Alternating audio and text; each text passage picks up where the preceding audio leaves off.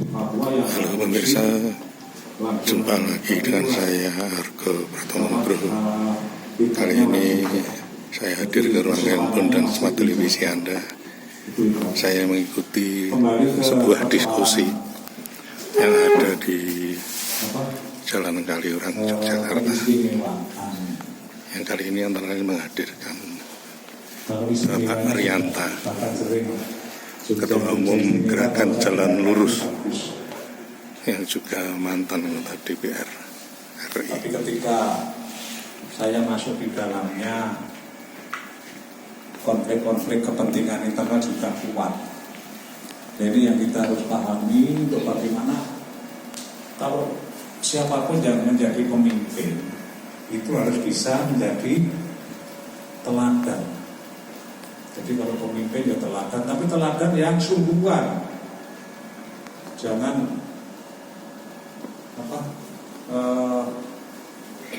hanya kelihatannya saja. Saya tidak menuduh siapa-siapa ya. Jadi saya berharap kita semua untuk memahami. Satu misal Pak Rianto. Pak Rianto itu sebenarnya orang baik tenan atau jangan-jangan Pak Rianto itu penjahat. Ini yang perlu tertangkap saja.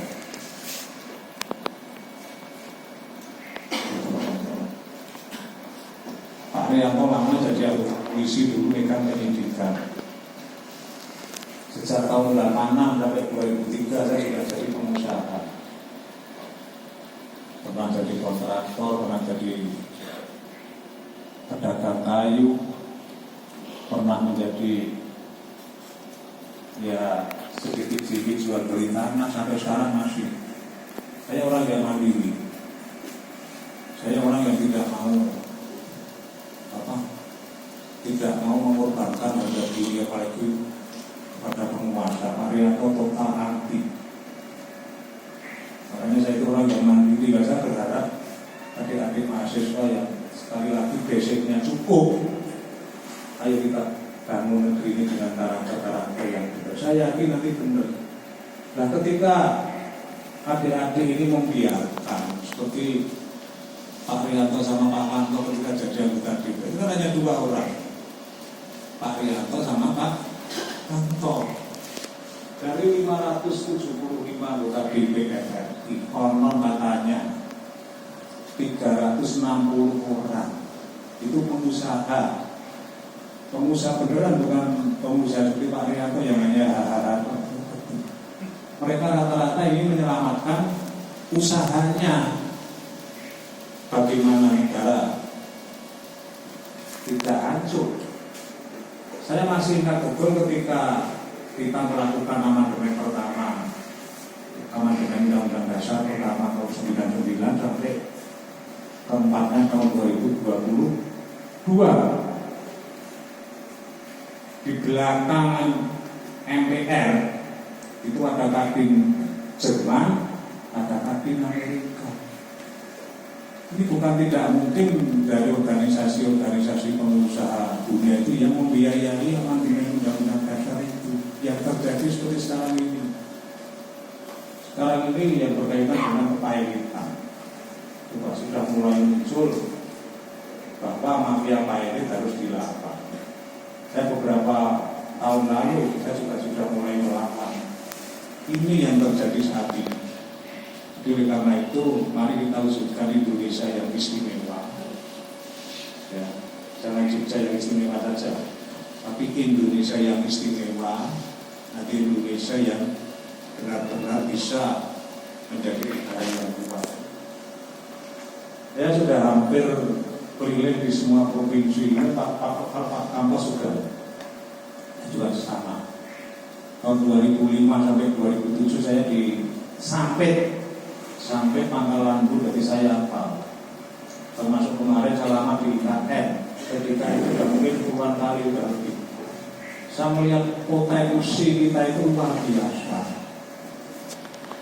Tapi kita itu goblok. Dulu hutan itu masih bagus. Ya, itu dijual murah-murah sama politisi-politisi. Dulunya waktu itu teman-temannya Pak Anto, atau dari PKB. Justru dari presiden alas berial, tek murah-murah. Padahal di situ ada kayu, bawahnya kemungkinan ada besi, ada macam-macam termasuk emas.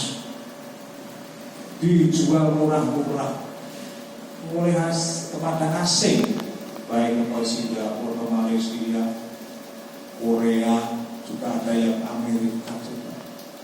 Kalau kita contoh yang di Freeport, apakah benar 51 sahamnya itu benar-benar sudah menjadi republik? Hanya itu sekedar ngomongnya presiden waktu itu. Ini yang harus adik-adik mahasiswa itu untuk bagaimana belajar untuk mengetahui yang sebenarnya. Kemudian saya berharap adik-adik nanti bisa memahami tentang arah kebijakan politik Presiden Prabowo. Pak Prabowo di Astacita itu salah satu yang menyebutkan bahwa ingin menumbuh kembangkan wirausaha baru. Dan adanya yang dari apa ya? Itu acara konferensi. Oh, tidak apa-apa. Nanti bisa menyiapkan menjadi seorang pengusaha. Kalau bisa hari ini dibikin koperasi, terus nanti ada yang yang dari Kalimantan Utara atau di mana, di sana potensi emasnya itu banyak. Makanya jangan heran kalau warga Pati itu orangnya berani-berani. Dulu warga Pati itu waktu hutan di luar Jawa masih bagus, ya kerjaannya nyuri kayu habis, sekarang ya nyuri emas. Makanya orangnya mandiri. Termasuk orang Pati itu perantaunya luar biasa. Jadi kalau yang namanya jadi pekerja migran gelap itu jagoannya orang Pati.